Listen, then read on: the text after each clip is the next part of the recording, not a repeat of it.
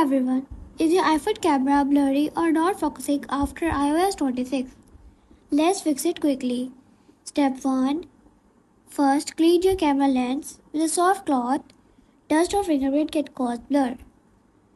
Step 2. Tap on the screen to focus manually while taking a photo. Step 3. Restart your iPhone. This fixes temporary camera glitches. Step 4. Check for a software update in settings. Go to settings, general, software update, and install any available updates.